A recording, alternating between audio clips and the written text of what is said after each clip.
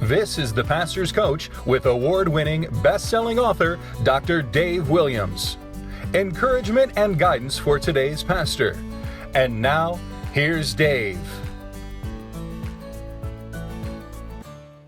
The Absalom Spirit has imported more hell to earth than anyone can imagine. I've ministered to many Christian leaders who have struggled to understand what's going on here when they're facing an Absalom-like personality. By far, the greatest confusion, chaos, and ministry pain comes when these sincere pastors came face to face with an Absalom spirit. This spirit brings chaos and confusion. Now, the biblical story of Absalom is not a pretty one. I encourage you to read about it in 2 Samuel chapters 14 through chapter 18. Absalom is an imposter, a usurper.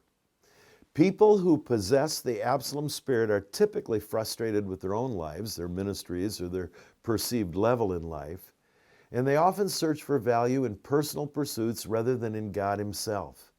And thus they become like the man Solomon described in Ecclesiastes 5:17 when he said, "Throughout their lives they live under a cloud, frustrated, discouraged, and angry." They frequently imagine they deserve more recognition than what their achievements merit. 2 Samuel 18:18.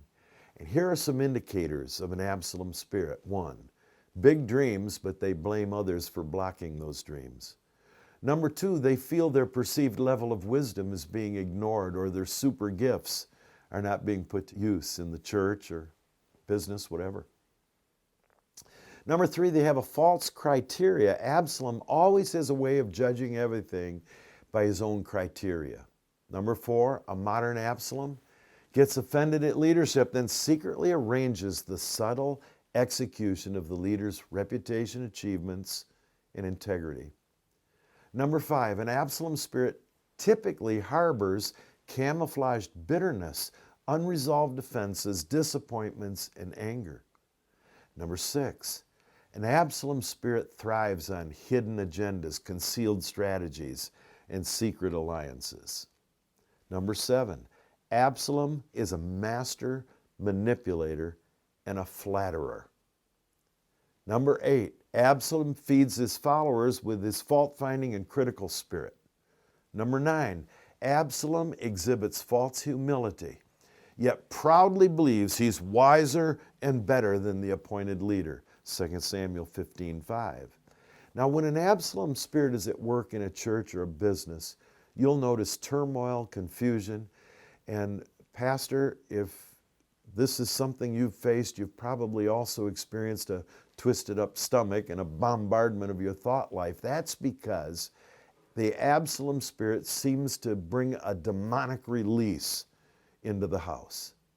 St. Paul spoke of this rebellious spirit becoming more and more dominant as we approach the Lord's return.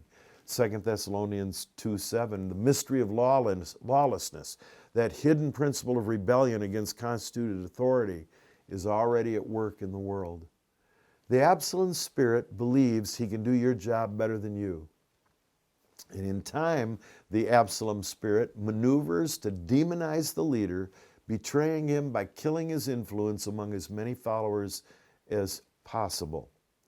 Now, it sounds eerily similar to Lucifer's betrayal of God and his capturing the hearts of 1/3 of the angelic forces. If you're a pastor, leader, business owner, you cannot coddle an unrepented person who carries this Absalom spirit. You cannot afford to leave an arrogant Absalom type in any position of authority in your church or business. Why? Because you want Jesus to have preeminence, not an Absalom spirit. I'm Dave Williams, author of the book entitled The Imposter, and this is the Pastor's Coach. Thanks for joining me today.